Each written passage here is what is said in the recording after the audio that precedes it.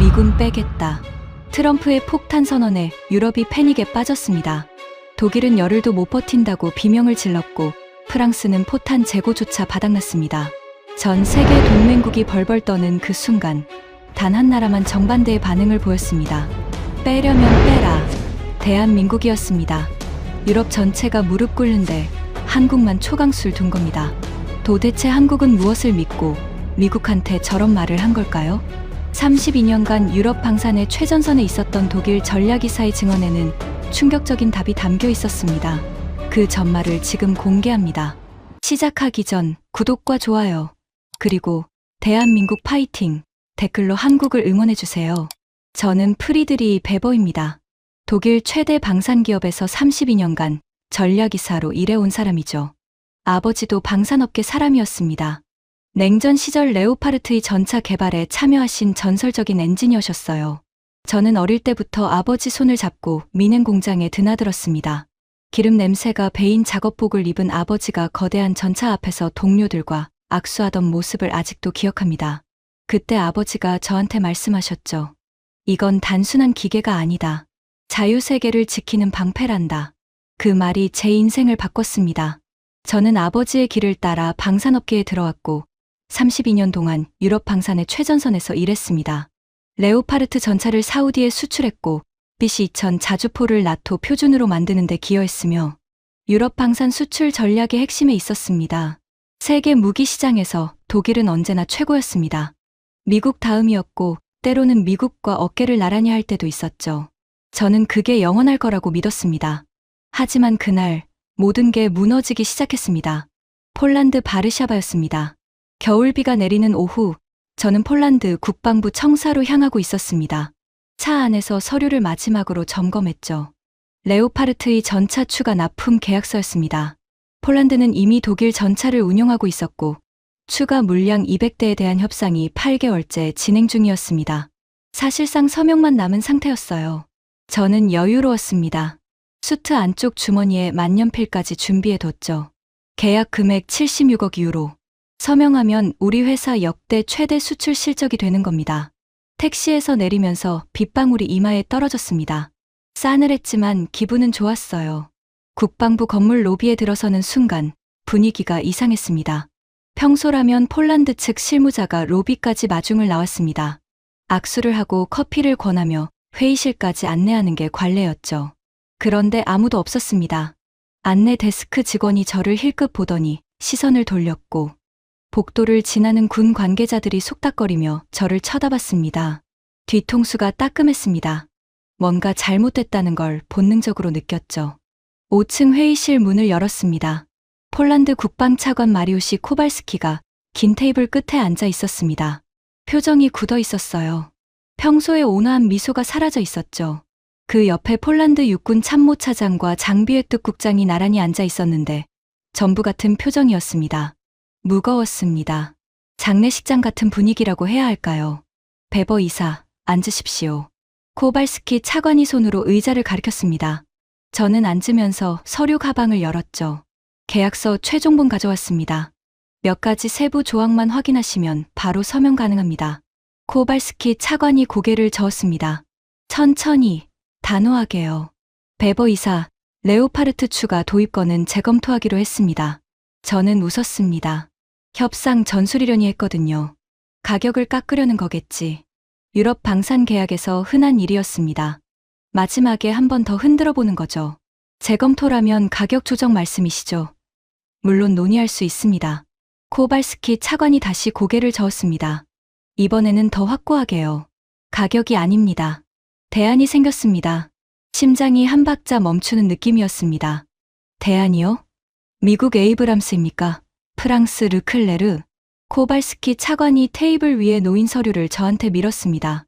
표지에 적힌 글자가 눈에 들어왔죠. K2 흑표 전차 성능평가 보고서, 제조국, 대한민국. 저는 한순간 글자를 이해하지 못했습니다. 고개를 들어 코발스키 차관을 봤죠. 한국이요? 목소리가 떨렸습니다. 제 귀에도 들릴 만큼. 한국이 전차를 만듭니까? 코발스키 차관이 서류를 펼치며 말했습니다. K2 흑표입니다. 한국이 독자 설계하고 독자 생산한 4세대 주력 전차죠. 레오파르트이와 동급 화력의 자동 장전 장치를 갖추고 있고 피격시 능동 방어 체계가 자동으로 작동합니다. 그리고 결정적인 차이가 하나 있습니다. 코발스키 차관이 저를 똑바로 봤습니다. 납기입니다. 베버 이사, 귀사는 200대 납품에 얼마나 걸린다고 했습니까? 저는 대답할 수밖에 없었습니다. 입이 쓰게 말라붙었지만요. 4년에서 5년입니다. 생산 라인 상황에 따라 변동이 있을 수 있습니다. 코발스키 차관이 고개를 끄덕였습니다. 한국은 18개월이라고 했습니다. 머릿속이 하얘졌습니다. 18개월이라고요? 200대를. 그건 불가능합니다. 전차는 자동차가 아닙니다. 한 대를 만드는 데만 해도 수천 개의 부품이 들어가고 정밀 가공의 품질 검수까지 어마어마한 시간이 걸립니다. 우리 미넨 공장이 풀가동해도 연간 생산량이 80대가 한계인데 한국이 18개월에 200대를 만든다고요? 저는 다급하게 말했습니다. 차관님, 18개월이라는 건 현실적으로 불가능한 일정입니다. 그건 품질을 보장할 수 없다는 뜻입니다. 전차는 가격이 아니라 신뢰성으로 선택해야 합니다. 코발스키 차관의 눈빛이 차갑게 변했습니다. 베버 이사, 우리가 왜 급한지 아십니까? 러시아가 바로 옆에 있기 때문입니다. 우크라이나를 보십시오. 내일 당장 우리한테 탱크가 밀고 들어올 수도 있습니다. 5년을 기다릴 여유가 없습니다.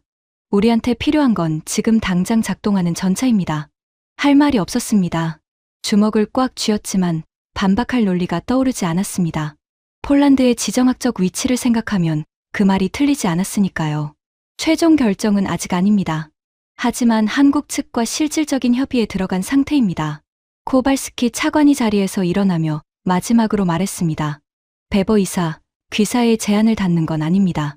하지만 더 나은 옵션이 있다면 우리는 당연히 검토해야 합니다. 폴란드의 안보가 걸린 문제입니다. 저는 회의실을 나왔습니다. 복도를 걸으면서 다리가 후들거렸습니다. 32년 방산 인생에서 이런 적은 처음이었습니다. 경쟁에서 밀린 적은 있었어요. 미국 에이브람스한테 몇 번 졌고 프랑스 르클레르한테도 한두 번 뒤진 적이 있습니다. 하지만 한국이라니요. 전차를 만드는 나라인지조차 몰랐던 나라한테 밀리고 있다니요. 호텔에 돌아와서 노트북을 열었습니다. 한국 방산이라고 검색하는 손가락이 떨렸습니다. 자존심이 허락하지 않았지만 눈앞의 현실이 더 무서웠으니까요. 하지만 그건 시작에 불과했습니다. 베를린으로 돌아온 다음 날 독일 방산협회 긴급회의가 소집됐습니다. 미넨이 아니라 베를린 본부였습니다. 그만큼 급했다는 뜻이죠. 회의실에 들어서는 순간 공기가 달랐습니다. 무거웠어요. 장례식장보다 더 무거운 공기. 독일 방산업계의 핵심 인사 18명이 긴 테이블 양쪽에 앉아 있었습니다. 테이블 상석에 클라우스 리히터가 앉아 있었습니다. 독일 방산협회 회장. 나이 72세. 냉전 시절부터 독일 방산을 이끌어온 살아있는 전설이었죠. 은발을 깔끔하게 뒤로 넘긴 모습, 늘 풀먹인 셔츠에 커프스 단추, 그리고 누구도 정면으로 마주보기 힘든 날카로운 눈빛. 유럽 방산업계에서 클라우스 리히터의 말은 고법이었습니다. 나토 무기 표준을 만들 때 그의 의견이 안 들어간 적이 없었고, 유럽 각국 국방장관들이 무기 도입 전에 반드시 그의 자문을 구했습니다. 독일 방산의 대부라는 별명이 있었죠. 그 옆에 장피에르 모랭이 앉아 있었습니다. 프랑스 최대 방산기업의 부사장이었죠. 50대 중반, 항상 맞춤 정장을 입고 다니는 전형적인 파리지앵이었습니다. 프랑스 특유의 문화적 우월감이 온몸에서 풍기는 사람이었어요. 독일과 프랑스는 방산 시장에서 라이벌이었지만 유럽 밖의 적이 나타나면 뭉치는 사이였습니다. 클라우스가 입을 열었습니다. 목소리가 회의실 벽을 울렸습니다. 폴란드건 다들 들었겠지. 침묵이 흘렀습니다. 클라우스가 테이블을 손바닥으로 탁 쳤습니다. 한국이라고? 한국이 전차를 만든다고? 코웃음이 터졌습니다. 클라우스만이 아니었어요. 회의실 여기저기서 실소가 새어나왔습니다. 내가 이 업계에서 50년을 일했다. 전차를 만드는 나라가 세계에 몇이나 되는지 다들 알 것이다. 미국, 독일, 프랑스, 영국, 러시아. 여기에 이스라엘 정도. 그게 끝이다. 클라우스가 손가락을 꼽으며 말했습니다. 한국, 90년대까지 우리한테 기술 라이선스 받아서 조립하던 나라 아닌가? K1 전차가 뭐였나? 미국 에밀 설계를 가져다가 껍데기만 바꿔 단 거 아닌가? 장피에르가 팔짱을 끼며 끼어들었습니다. 프랑스식 비꼬는 어투가 가득했죠. 아시아 나라들이 무기를 만든다고 하면 항상 같은 패턴이지. 처음엔 라이선스로 시작하고 그 다음엔 복제하고 그러다 가격으로 밀어붙이는 거야. 중국이 그랬고 인도가 그런 짓을 하고 있잖아. 한국도 같은 부류일 뿐이야. 장피에르가 와인잔을 기울이듯 커피잔을 들어 올리며 덧붙였습니다. 한국 무기는 아프리카에나 팔면 딱이야. 유럽 시장, 어림도 없지. 회의실에 웃음이 번졌습니다. 저도 속으로 동의했습니다. 솔직히 그때까지만 해도 한국 방산을 진지하게 본 적이 없었으니까요. 세계 방산 시장은 미국과 유럽이 80%를 장악하고 있었고 그 질서는 제2차 세계대전 이후 70년 넘게 이어져 온 겁니다. 한국이 그 판을 흔들 수 있다고는 누구도 생각하지 않았어요. 클라우스가 자리에서 일어섰습니다. 폴란드가 제정신이 아닌 거야. 러시아 코앞에 있는 나라가 검증도 안 된 아시아 장난감을 사겠다고? 정치적 판단 미스야. 곧 현실을 깨달을 거다. 그리고 클라우스는 결정적인 말을 했습니다. 내가 직접 움직이겠다. 폴란드가 한국 무기를 도입하면 나토 공동정비 네트워크에서 배제하겠다. 탄약 호환, 부품 공급, 합동훈련 전부 제한한다. 저는 그 말을 듣는 순간 눈을 크게 떴습니다. 그건 사실상 협박이었습니다. 나토에서 정비 네트워크 배제라는 건 전시에 고장 나도 고칠 수 없다는 뜻이거든요. 무기가 아무리 좋아도 정비가 안 되면 고철 덩어리일 뿐입니다. 장 피에르가 박수를 쳤습니다. 그게 맞지. 유럽 시장은 유럽 것이야. 아시아 업체가 끼어들 자리가 아니라고. 회의는 클라우스의 협박으로 마무리됐습니다. 모두가 안심하는 분위기였죠. 폴란드가 결국 현실을 깨달을 거라고요. 나토 정비 네트워크 없이 무기를 운용할 수 있는 나라는 없으니까요. 저도 그렇게 생각했습니다. 한국은 결국 유럽의 벽을 넘지 못할 거라고. 70년 역사의 벽은 그렇게 쉽게 무너지지 않는다고. 하지만 2주 후 저는 바르샤바에 다시 서 있었습니다. 폴란드 국방부가 무기 도입 계약 서명식에 유럽 방산업체 대표단을 초청한 겁니다. 저는 물론이고 클라우스도 장피에르도 영국과 이탈리아 방산업체 대표들까지 전부 초대받았습니다. 이례적이었죠. 보통 계약 서명식은 당사자들끼리 조용히 하는 법인데 유럽 전체를 불러 모은 겁니다. 저는 묘한 불안감을 느꼈습니다. 하지만 클라우스는 여유로웠어요. 내 경고가 먹혔나 보군. 한국 계약을 파기하고 우리한테 돌아오려나 보다. 클라우스가 차 안에서 웃으며 말했습니다. 저도 그러길 바랐습니다. 서명식장은 바르샤바 시내 한복판에 있는 국방부 대강당이었습니다. 들어서는 순간 열기가 대단했습니다. 각국 취재진 200명 이상이 카메라를 들고 있었고 폴란드 군 고위 장교들이 정복을 입고 도열해 있었습니다. 무대 위에는 거대한 스크린이 설치돼 있었죠. 우리는 귀빈석 2열에 앉았습니다. 1열은 비어 있었어요. 폴란드 국방장관이 단상에 올랐습니다. 마이크 앞에 서더니 회장을 한번 둘러보고 말을 시작했습니다. 오늘 폴란드는 역사적인 결정을 발표합니다. 스크린에 영상이 떴습니다. 광활한 들판을 질주하는 전차가 보였습니다. 흙먼지를 일으키며 내달리는 그 전차의 옆면에 선명한 글자가 새겨져 있었죠. K2. 심장이 멈추는 느낌이었습니다. 폴란드 공화국은 대한민국과 총액 180억 달러 규모의 방산 도입 계약을 체결합니다. 회장이 술렁였습니다. 180억 달러. 독일 마르크 기준으로 환산하면 머리가 아파지는 금액이었습니다. K2 흑표 전차 180대, K9 자주포 212문, FA50, 경공격기 48대, 천궁2 방공 시스템 도입 검토까지 포함됩니다. 스크린에 K2 전차, K9 자주포, FA50 전투기 영상이 차례로 뜨기 시작했습니다. 전부 한국이 독자 개발한 무기 체계였습니다. 화면 속 K2 전차가 험한 산악 지형을 올라가는 영상이 나왔는데 레오파르트 2가 주춤하는 경사면을 K2가 단숨에 올라가는 비교 영상이었습니다. 클라우스의 얼굴이 하얗게 변했습니다. 옆에서 봤습니다. 분명히 봤어요. 입술이 파르르 떨리고 있었습니다. 70년 방산 인생을 자랑하던 그 사람이 말을 잃었습니다. 장 피에르는 의자 등받이에 힘없이 기대앉았습니다. 아프리카에나 팔면 딱이라고 했던 그 얼굴이 시뻘겋게 달아올라 있었죠. 그때 코발스키 차관이 기자회견 마이크 앞에 섰습니다. 질문을 받겠습니다. 독일 기자가 손을 들었습니다. 독일 레오파르트 대신 한국 전차를 선택한 이유가 무엇입니까? 코발스키 차관이 정면을 보며 대답했습니다. 독일은 5년 뒤에나 줄 수 있다고 했습니다. 한국은 18개월 안에 주겠다고 했습니다. 러시아가 바로 옆에 있는 나라에게 5년은 사형 선고와 같습니다. 독일 대표단 사이에서 신음소리가 나왔습니다. 추가로 말씀드리겠습니다. 코발스키 차관이 눈을 들어 귀빈석을 봤습니다. 정확히 클라우스를 보고 있었습니다.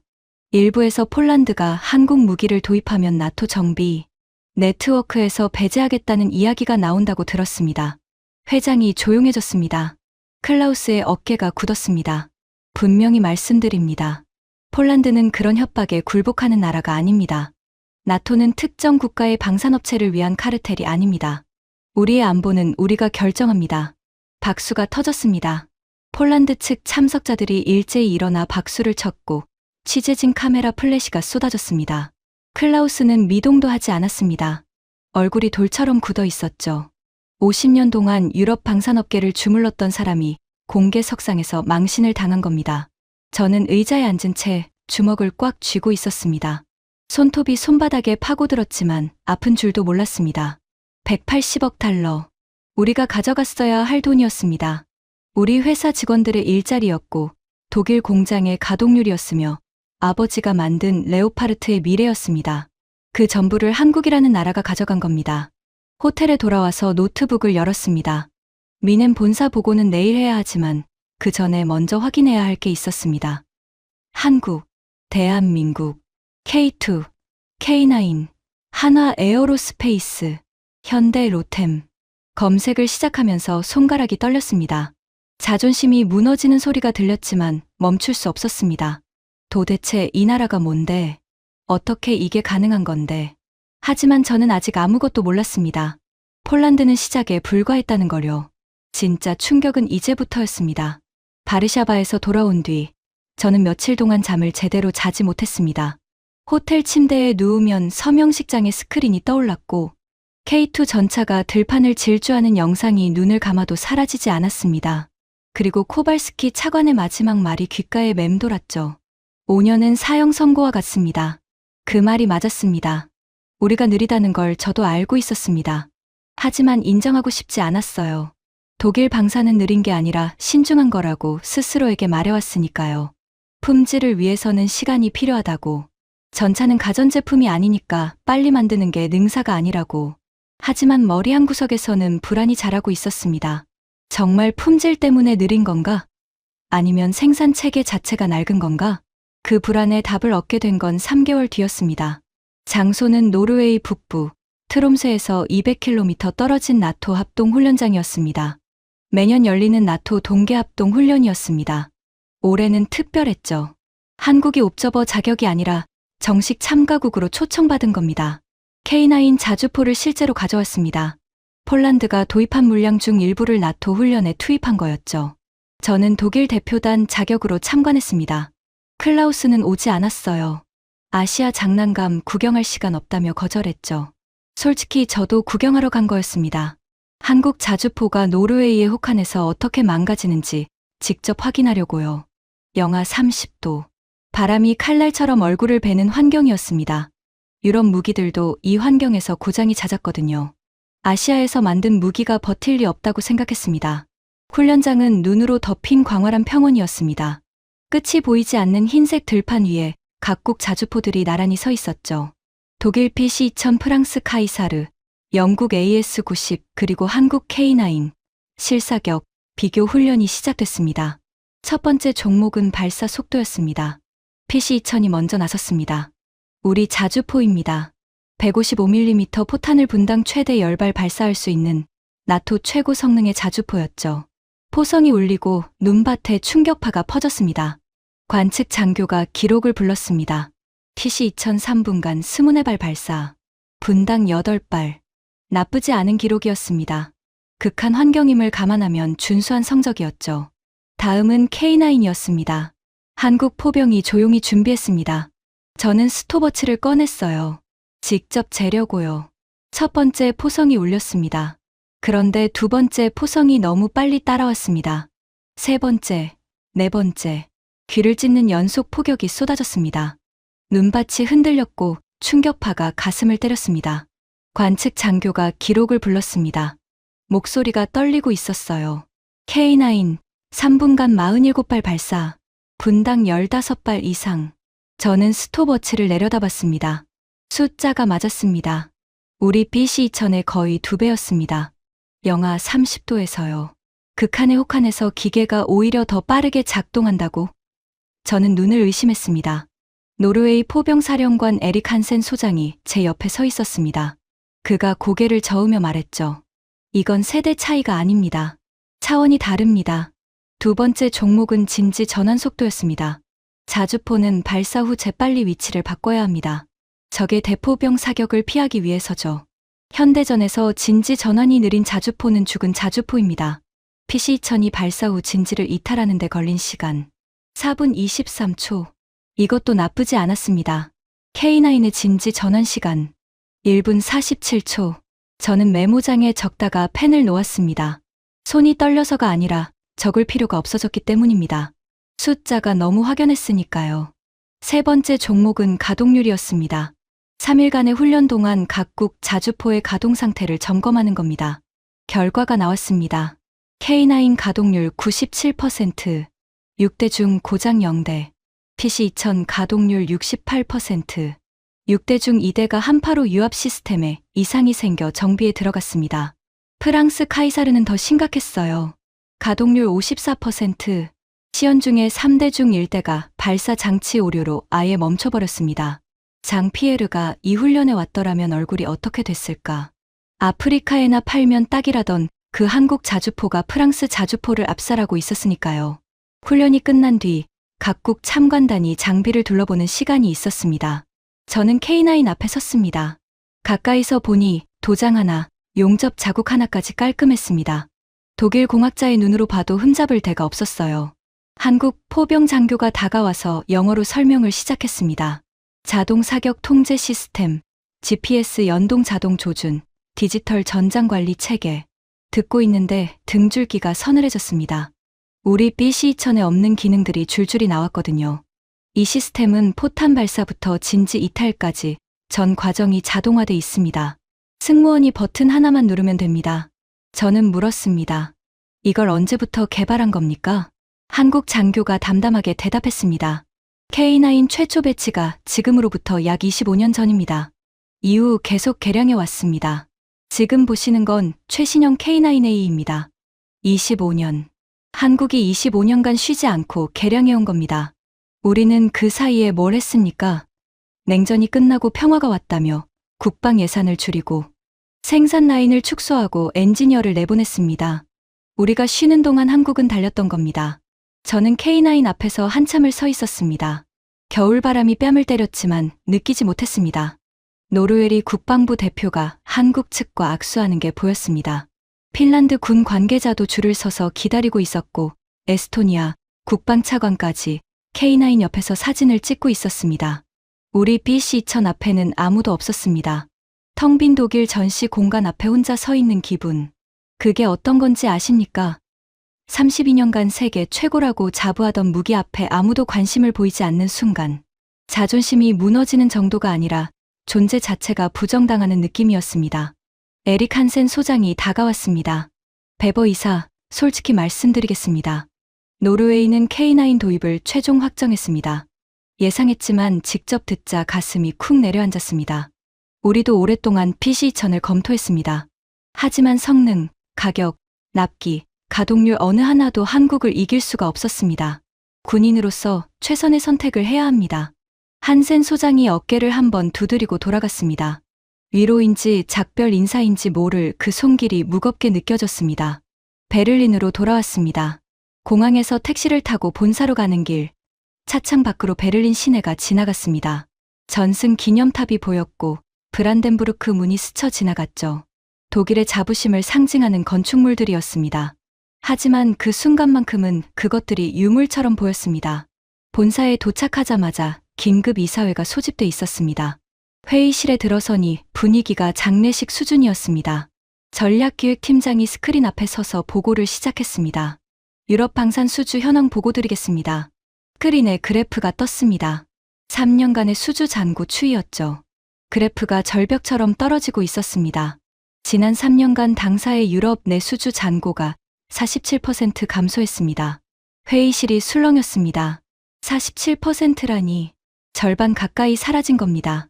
구체적으로 말씀드리겠습니다. 폴란드, 계약 상실. 노르웨이, K9 도입 최종 확정으로 PC2000 탈락. 핀란드, K2 전차 도입 협상 진행 중으로 레오파르트 검토 중단. 에스토니아, FA50 구매 계획 수립. 루마니아, 한국산 장갑차 도입 검토. 체코, K9 자주포 관심 표명. 슬로바키아, 한국 방공체계 문의. 이름이 불릴 때마다 가슴이 졸아들었습니다. 전부 우리 고객이었습니다. 수십 년간 독일 무기를 써온 나라들이었어요. 그 나라들이 전부 한국으로 돌아서고 있었습니다. 중동 시장도 위험합니다. UAE가 한국 천궁2 방공 시스템 도입을 검토하고 있으며 사우디아라비아가 K2 전차 시험 평가를 요청했습니다. 중동까지요? 레오파르트의 최대 수출 시장이 중동이었습니다. 사우디가 세계에서 가장 많은 레오파르트를 보유한 나라 중 하나였죠. 그 사우디마저 한국을 보기 시작했다고요? 전략기획팀장이 다음 슬라이드를 넘겼습니다. 대응 방안으로 구조조정이 불가피합니다. 미넨 공장 생산 라인 3개 중 1개 폐쇄. 인력 감축 1만 2천 명. 회의실이 얼어붙었습니다. 1만 2천 명. 그건 숫자가 아니라 사람이었습니다. 미넨 공장에서 매일 아침 출근하는 엔지니어들, 조립 라인에서 땀 흘리는 기술자들, 아버지 세대부터 3대째 이 공장에서 일하는 가족들, 그 사람들한테 이제 일자리가 없다고 말해야 하는 겁니다. 클라우스가 주먹으로 테이블을 쳤습니다. 이건 덤핑이야. 한국이 적자를 감수하면서 시장을 빼앗는 거라고. WTO에 제소해야 한다. 전략기획팀장이 조심스럽게 대답했습니다. 분석 결과 덤핑이 아닙니다. 한국은 적정 마진을 확보하면서도 우리보다 40% 저렴합니다. 생산 단가 자체가 다릅니다. 클라우스의 눈이 번뜩였습니다. 생산 단가가 다르다고. 그건 품질이 떨어진다는 뜻 아닌가? 아닙니다. 나토 합동시험에서 K2 전차가 호환성 시험 합격률 98.7%를 기록했습니다. 레오파르트 EA7의 합격률은 96.2%였습니다. 침묵이 흘렀습니다. 클라우스가 입을 다물었습니다. 처음 보는 광경이었어요. 50년간 이 업계를 호령하던 사람이 숫자 앞에서 말문이 막힌 겁니다. 그런데 보고는 끝나지 않았습니다. 추가 보고 사항이 있습니다. 한국 방산업체 한화 에어로스페이스가 유럽 현지 공장 설립을 추진 중입니다. 저는 귀를 의심했습니다. 폴란드 남부에 K2 전차 현지 생산 공장을 건설할 계획이며 노르웨이에는 K9 정비 허브를 설치하겠다고 발표했습니다. 향후 유럽 전체를 대상으로 생산, 정비, 부품 공급 체계를 구축하겠다는 전략입니다. 한국이 우리 앞마당에 들어오겠다는 겁니다. 무기를 파는 것만으로 끝내지 않고 유럽 땅에 공장을 세워서 뿌리를 내리겠다는 거예요. 클라우스가 자리에서 벌떡 일어섰습니다. 그걸 허가한 나라가 있다는 겁니까? 폴란드가 이미 승인했습니다. 노르웨이도 긍정적으로 검토 중입니다. 클라우스의 얼굴이 불그락푸르락했습니다. 하지만 말이 나오지 않았죠. 더 이상 협박할 카드가 없었으니까요. 나토 배제 협박은 이미 폴란드한테 공개석상에서 깨졌고 덤핑 제소는 숫자가 뒷받침하지 않았습니다. 저는 회의실을 나오면서 복도 창문으로 미넨 방향을 바라봤습니다. 아버지가 40년간 출퇴근하던 그 공장. 어릴 때 아버지 손을 잡고 가던 그곳에서 곧 1만 2천 명이 떠나야 합니다. 눈시울이 뜨거워졌지만 참았습니다. 울 때가 아니었으니까요. 그런데 무너지는 건 우리뿐만이 아니었습니다. 바로 그 무렵 세계 전체를 뒤흔든 사건이 터졌습니다. 미국발 지진이었습니다. 트럼프 대통령이 공개석상에서 폭탄 발언을 했습니다. 왜 미국만 또 싸워야 하나? 우리가 지켜준 나라들은 전부 배은망덕하다.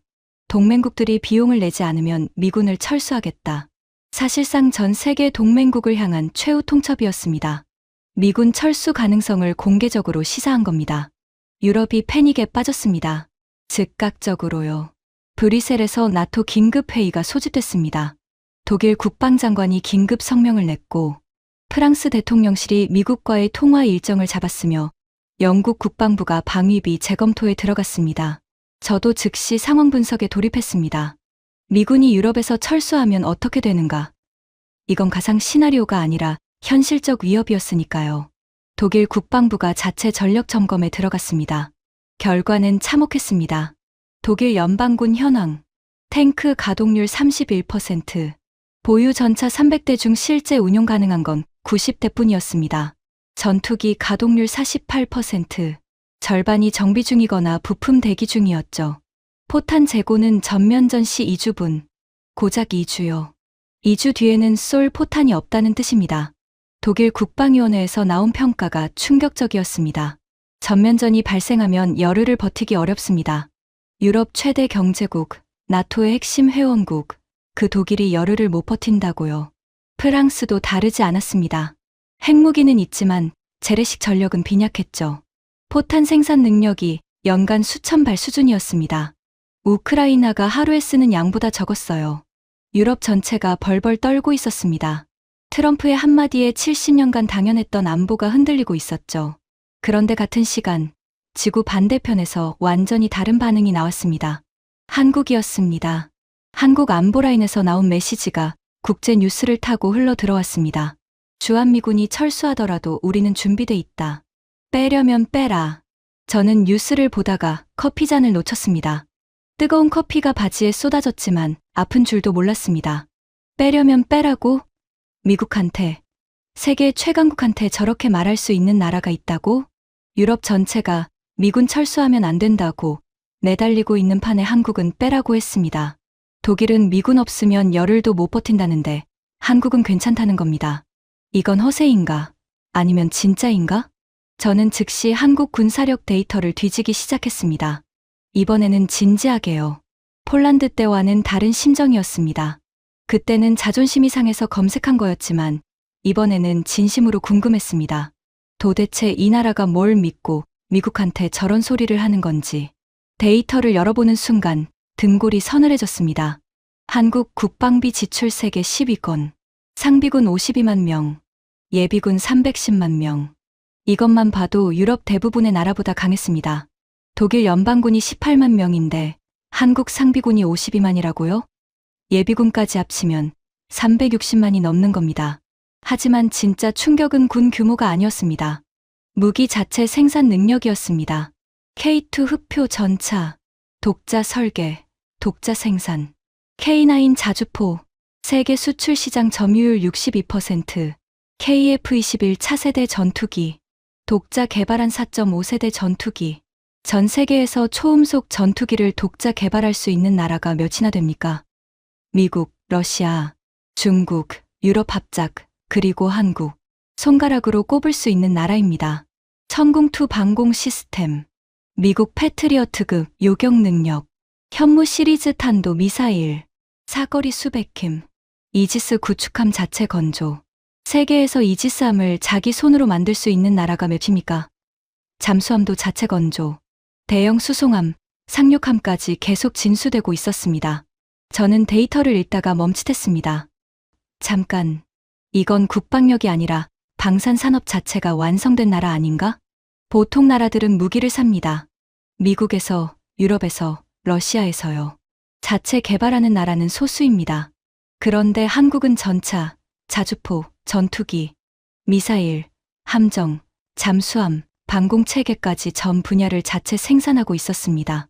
미국, 러시아, 중국 다음으로 무기 자급률이 높은 나라가 한국이었습니다. 이게 빼려면 빼라의 근거였던 겁니다. 허세가 아니었어요.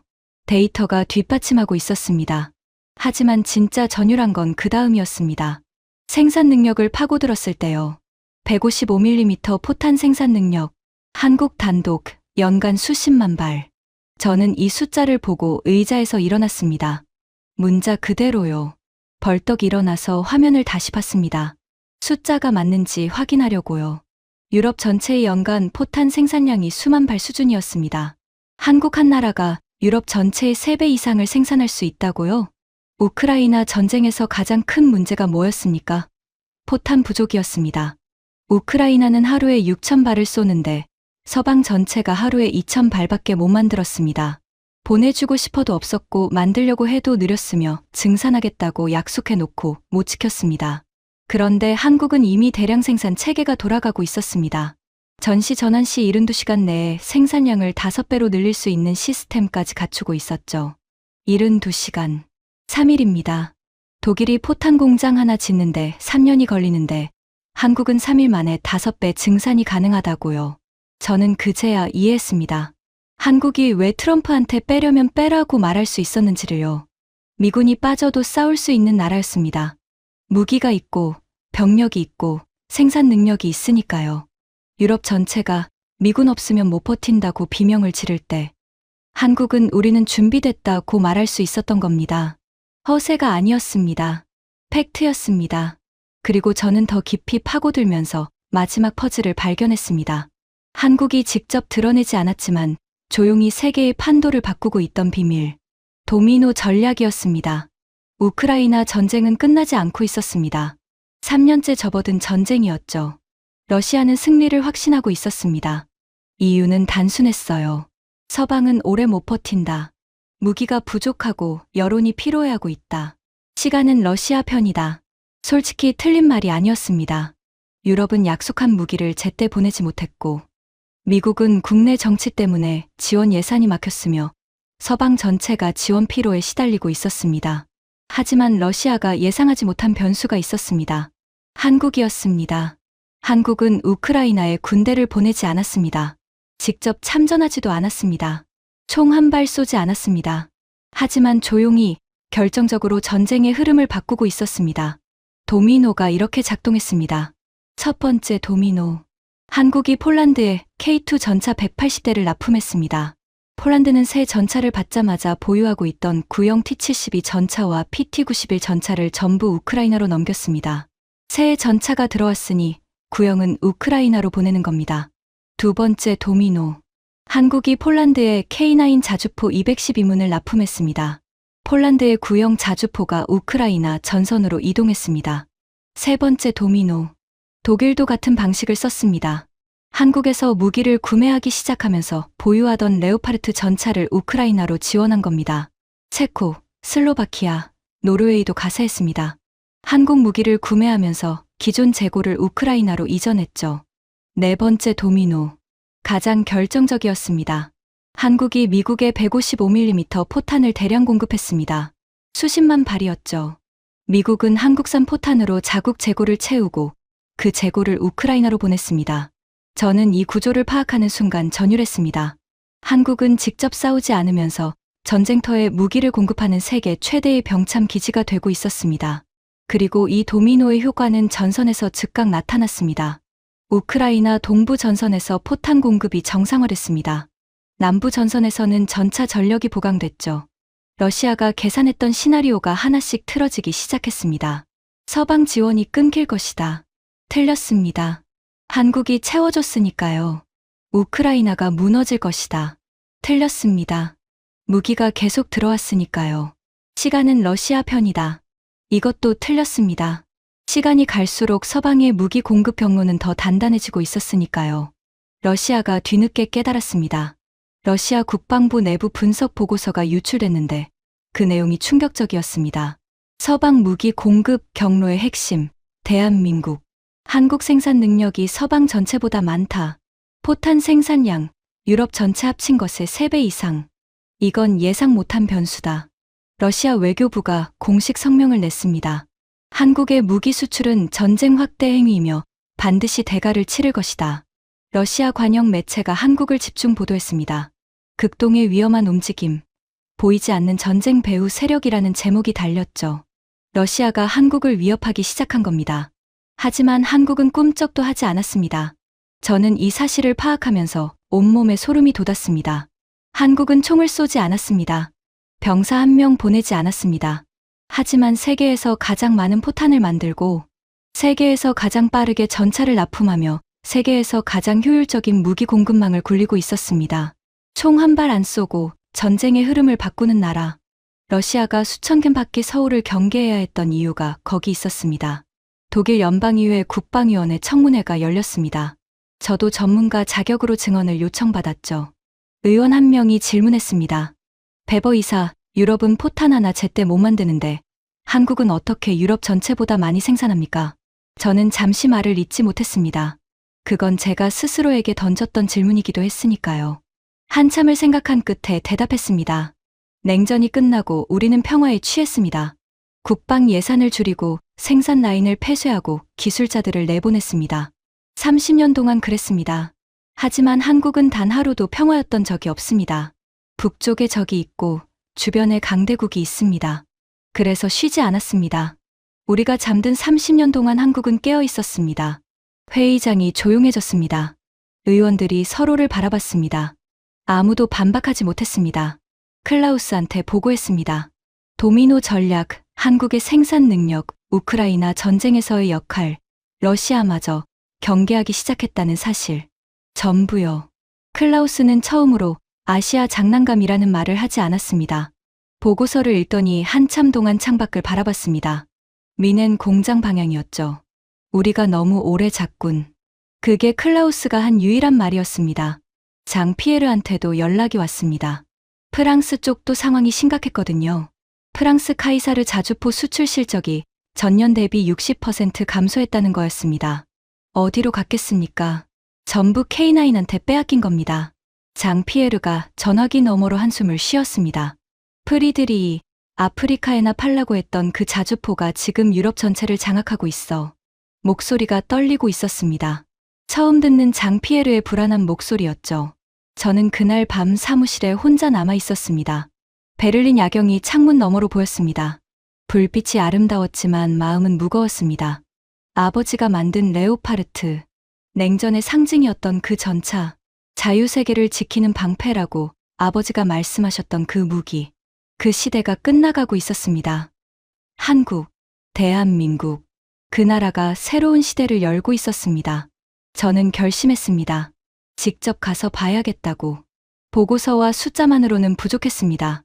이 눈으로 확인해야 했습니다. 한국이 정말 우리를 넘어선 건지, 아니면 아직 기회가 남아있는 건지. 한국행 비행기 표를 예약했습니다. 목적지는 경남 창원, 한화 에어로스페이스 본사 공장이었습니다. 저는 아직 몰랐습니다. 그곳에서 제 인생이 완전히 뒤바뀔 거라는 걸요. 인천공항에 내렸을 때 첫인상은 공항 자체였습니다. 프랑크푸르트 공항도 크다고 생각했는데 인천은 차원이 달랐습니다. 천장이 높고 유리벽으로 쏟아지는 햇빛이 로비 전체를 밝게 비추고 있었죠. 바닥에 먼지 하나 없었고 안내 표지판은 독일어까지 지원하고 있었습니다. 입국 심사를 기다리는 줄이 빠르게 움직였고 수화물이 나오는데 채 10분도 걸리지 않았습니다. 독일 공학자의 눈에도 이 시스템은 감탄스러웠습니다. 하지만 저는 공항을 구경하러 온 게 아니었습니다. 서울에서 하루를 보내고 다음 날 새벽 KTX를 탔습니다. 목적지는 경남 창원, 한화 에어로스페이스 본사 공장이었죠. 기차가 남쪽으로 내달렸습니다. 창밖으로 한국의 풍경이 스쳐 지나갔습니다. 빽빽한 아파트 단지, 산을 뚫은 터널, 논과 밭 사이에 솟아오른 공장 굴뚝들, 작은 국토의 모든 게 빽빽하게 들어차 있었습니다. 창원역에 내려 택시를 탔습니다. 공장까지 20분이라고 했죠. 택시 기사가 한화 에어로스페이스라는 말을 듣더니 엄지를 치켜 세웠습니다. 한국어를 몰라서 무슨 말인지는 모르겠지만 자부심이 담긴 표정이었습니다. 공장 정문이 보이기 시작했습니다. 저는 택시 안에서 몸을 앞으로 숙였습니다. 그리고 멈칫했습니다. 정문 너머로 보이는 부지가 끝이 보이지 않았습니다. 우리 미넨 공장이 크다고 자부했는데 여기는 그것의 서너 배는 되어 보였습니다. 건물 하나하나가 거대했고 지붕 위로 솟은 크레인들이 하늘을 찌르고 있었습니다. 주차장에는 수천 대의 차량이 빼곡했죠. 출근 시간이 지났는데도 정문으로 들어가는 직원들의 행렬이 끊이지 않았습니다. 공장 관계자가 마중을 나왔습니다. 한국 방산협력 차원에서 유럽 업체의 공장 견학을 허용한 거였죠. 안전모를 쓰고 공장 안으로 들어갔습니다. 첫 번째로 들어간 곳은 K9 자주포 생산동이었습니다. 문이 열리는 순간 다리에 힘이 빠졌습니다. 자주포 조립 라인이 한쪽 끝에서 다른 쪽 끝까지 수백 미터에 걸쳐 뻗어 있었습니다. 로봇팔들이 쉬지 않고 움직이며 차체를 용접하고 있었고 레일 위를 이동하는 자동 운반 장치가 부품을 실어 나르고 있었습니다. 소음이 있었지만 혼란스럽지 않았습니다. 모든 공정이 정밀하게 맞물려 돌아가는 거대한 시계 같았습니다. 안내 담당자가 설명했습니다. 이 라인에서 연간 K9 자주포 수백 문을 생산할 수 있습니다. 현재 폴란드, 노르웨이, 에스토니아, 핀란드 납품 물량이 동시에 진행되고 있습니다. 수백 문. 우리 민행 공장에서 PC2000을 연간 20문 만드는 것도 벅찬데 한국은 수백 문을 동시에 돌리고 있었습니다. 자동화율은 얼마입니까? 제가 물었습니다. 92%입니다. 숫자를 듣는 순간 가슴이 철렁했습니다. 우리 공장의 자동화율은 61%였거든요. 30% 이상 차이가 났습니다. 다음은 K2 전차 조립동이었습니다. 여기는 더 놀라웠습니다. 전차 차체가 컨베이어 위를 이동하면서 포탑, 엔진, 사격 통제 장비가 하나씩 장착되는 걸 눈앞에서 봤습니다. 독일 공장이라면 한 대를 완성하는데 수개월이 걸리는 작업이 여기서는 흐름. 생산 방식으로 돌아가고 있었습니다. 전차 한 대 조립에 얼마나 걸립니까? 안내 담당자가 웃으며 대답했습니다. 세부 공정에 따라 다르지만 최종 조립 기준으로 20일 이내입니다. 20일. 우리가 6개월 걸리는 일을 한국은 20일에 해낸다고요. 머릿속이 하얘졌습니다. 그 다음이 결정타였습니다. 포탄 생산동이었습니다. 건물에 들어서자마자 열기가 확 밀려왔습니다. 155mm 포탄 생산 라인이 24시간 3교대로 풀가동되고 있었습니다. 금속이 녹는 냄새, 기계가 돌아가는 진동, 컨베이어 위를 쉬지 않고 이동하는 포탄 케이싱들. 이건 공장이 아니라 거대한 심장이었습니다. 쉬지 않고 뛰는 심장. 안내 담당자가 말했습니다. 이 공장은 평시에도 전시 전환을 전제로 설계됐습니다. 전시 상황 발생 시 72시간 내에 생산량을 5배로 증산할 수 있습니다. 72시간. 3일. 저는 그 말을 듣는 순간 무릎에 힘이 풀리는 걸 느꼈습니다. 옆에 있던 난간을 잡았습니다. 다리가 떨렸거든요. 독일은 포탄 공장 하나 새로 짓는데 3년 계획을 세우고 있습니다. 한국은 이미 돌아가고 있는 공장에서 3일 만에 5배를 찍어낼 수 있다고요. 이건 공장이 아니었습니다. 요새였습니다. 그때 아버지의 목소리가 떠올랐습니다. 독일 통일 직후였습니다. 냉전이 끝나고 평화가 찾아왔죠. 독일 정부가 국방 예산 대폭 삭감을 발표했습니다. 방산 공장들이 줄줄이 문을 닫기 시작했고 아버지의 동료들이 하나둘 짐을 쌌습니다. 아버지도 조기 퇴직을 권유받으셨죠.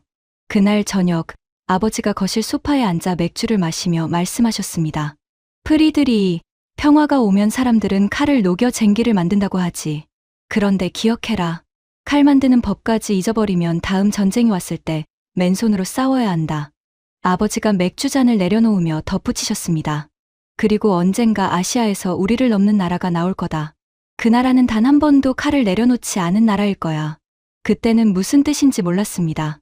냉전이 끝났는데 무슨 전쟁 이야기냐고 되물었더니 아버지가 씁쓸하게 웃으셨죠. 창원 공장 한가운데 서서 포탄 생산 라인을 바라보는 순간 아버지의 그 말이 30년 만에 폭탄처럼 터졌습니다. 이 나라가 아버지가 말씀하신 그 나라였습니다. 단 한 번도 칼을 내려놓지 않은 나라. 한국이었습니다. 눈물이 났습니다. 안전모 아래로 뜨거운 것이 볼을 타고 흘러내렸습니다. 안내 담당자가 놀라서 괜찮으시냐고 물었지만 대답할 수 없었습니다. 목이 메여서요. 한국은 한 번도 평화였던 적이 없었습니다. 휴전선 너머에 적이 있었고 주변에 강대국들이 둘러싸고 있었으며 바다 건너 일본과의 역사적 긴장도 있었습니다. 쉴 수가 없었던 겁니다. 칼을 내려놓을 수가 없었던 거예요. 우리 독일은 평화가 오자 쉬었습니다. 국방 예산을 줄이고 공장을 닫고 기술자를 내보냈습니다. 30년을 그랬습니다. 그 30년 동안 한국은 깨어 있었습니다. 전차를 만들고 자주포를 개량하고 전투기를 설계하고 포탄을 쌓았습니다. 쉬지 않고요. 한국이 우리를 이긴 게 아니었습니다. 우리가 스스로 무너진 겁니다. 그리고 한국은 우리가 잠든 사이에 정상에 올라선 거였습니다. 회의실에서 한국 측 관계자들과 마주 앉았습니다. 저는 한 가지를 물었습니다. 어떻게 이렇게 빨리 성장할 수 있었습니까? 한국 측 책임자가 잠시 생각하더니 대답했습니다. 우리는 북한과 휴전 중인 나라입니다. 전쟁이 끝난 게 아닙니다. 멈춰 있을 뿐이죠. 내일 당장 다시 시작될 수 있습니다. 생존이 걸려 있으니까요. 독일은 냉전이 끝나고 평화에 안주할 수 있었지만 우리는 단 하루도 그럴 수 없었습니다. 그 말을 듣는 순간 가슴 속에서 무언가가 무너졌습니다. 마지막 남아있던 자존심이었을 겁니다. 동시에 뭔가 새로운 게 올라왔습니다. 존경이었습니다. 베를린으로 돌아왔습니다. 이사회에 출장 보고를 했습니다. 클라우스도 앉아 있었죠. 저는 창원 공장에서 찍은 사진과 영상을 스크린에 띄웠습니다. K9 생산 라인, K2 조립동, 포탄 공장. 하나하나 보여주면서 숫자를 설명했습니다. 회의실이 무거운 침묵에 빠졌습니다. 클라우스가 마지막에 입을 열었습니다. 늙은 사자 같은 목소리가 평소보다 작았습니다. 그래서 어쩌자는 건가? 한국한테 무릎 꿇자는 건가? 저는 고개를 저었습니다. 무릎 꿇는 게 아닙니다. 현실을 인정하는 겁니다. 클라우스의 눈이 흔들렸습니다. 처음 봤습니다. 72년 인생에서 그 눈이 흔들리는 걸요. 한국은 이미 우리 위에 있습니다. 싸워서 이길 상대가 아닙니다. 협박해서 막을 수 있는 나라도 아닙니다. 나토 배제 협박은 폴란드한테 깨졌고 덤핑 제소는 숫자가 뒷받침하지 않았습니다. 우리한테 남은 선택지는 하나뿐입니다. 회의실의 모든 시선이 저를 향했습니다. 협력입니다. 한국과 손잡지 않으면 우리는 5년 안에 유럽 방산 시장에서 퇴출됩니다. 하지만 한국과 함께하면 새로운 기회가 열립니다. 한국의 생산 능력과 독일의 브랜드와 네트워크를 결합하면 미국 방산업체와도 경쟁할 수 있습니다. 침묵이 흘렀습니다. 10초, 20초, 30초. 클라우스가 천천히 고개를 끄덕였습니다. 50년간 유럽 방산을 호령하던 사람이 처음으로 항복의 끄덕임을 한 겁니다. 연락해라. 한국 쪽에. 그게 클라우스가 한 말의 전부였습니다. 하지만 그 한마디에는 70년간의 유럽 방산 자존심이 무너지는 소리가 담겨 있었습니다. 장 피에르한테도 전화를 걸었습니다. 한국 출장 이야기를 했더니 전화기 너머에서 한숨이 들려왔습니다. 프리드리히, 우리도 같은 결론에 도달했어. 프랑스 국방부가 한국과의 방산 기술 협력을 검토하기 시작했다고. 아프리카에나 팔라고 했던 그 나라한테 우리가 손을 내밀어야 하는 상황이 왔어. 장 피에르의 목소리에서 자존심과 체념이 동시에 느껴졌습니다. 그날 밤, 저는 미넨의 옛 공장 앞에 차를 세웠습니다. 아버지가 40년간 출퇴근하셨던 그 정문 앞이었죠. 지금은 생산 라인 하나가 폐쇄된 상태였습니다. 야간 조명이 켜져 있었지만 예전의 활기는 없었습니다. 차 안에 앉아서 한참을 바라봤습니다. 아버지가 만든 레오파르트의 전차, 냉전의 상징이었습니다. 소련의 철의 장막 앞에서 자유세계를 지킨 방패였죠. 아버지는 그걸 자랑스러워하셨습니다. 저도 자랑스러웠습니다. 32년간 그 유산 위에서 살았으니까요. 하지만 시대가 바뀌었습니다. 레오파르트의 시대는 끝나가고 있었습니다. 새로운 시대의 주인공은 K2였고 K9이었고 KF-21이었습니다. 대한민국이 만든 무기들이었습니다. 저는 32년간 잘못 봤습니다. 한국을 과거의 잔상으로만 봤습니다. 라이선스 조립하던 나라, 우리 기술을 베끼던 나라, 값싼 복제품이나 만드는 나라. 그 이미지에 갇혀 있었죠. 하지만 현실은 달랐습니다. 한국은 이미 우리를 넘어섰습니다. 전차도, 자주포도, 전투기도, 미사일도, 함정도 전부. 생산 능력에서는 유럽 전체를 합쳐도 한국 하나를 이기지 못합니다. 그리고 이건 시작일 뿐입니다. 아버지가 예언하셨던 그 나라. 단 한 번도 칼을 내려놓지 않은 나라. 전쟁을 모르는 평화의 시대에도 묵묵히 준비해온 나라. 그 나라가 지금 세계 방산의 새로운 기준이 되고 있습니다. 나는 이제 확신합니다. 앞으로 세계 안보의 지도를 다시 그릴 때 그 중심에는 반드시 대한민국이 있을 겁니다. 미국이 흔들어도 빼려면 빼라고 말할 수 있는 나라. 러시아가 위협해도 꿈쩍하지 않는 나라. 총 한 발 쏘지 않고 전쟁의 판도를 바꾸는 나라. 유럽 전체가 벌벌 떨 때 홀로 당당히 서 있는 나라. 세계는 변하고 있습니다. 과거처럼 강대국이라는 이유만으로 지배하는 시대는 끝났습니다. 생산할 수 있고 버틸 수 있고 스스로 설 수 있는 나라. 그런 나라가 새로운 질서를 만들어 가고 있습니다. 한국은 그 중심에 있습니다. 이것이 제가 32년 방산 전략가로 살아오면서 내린 가장 확실한 결론입니다.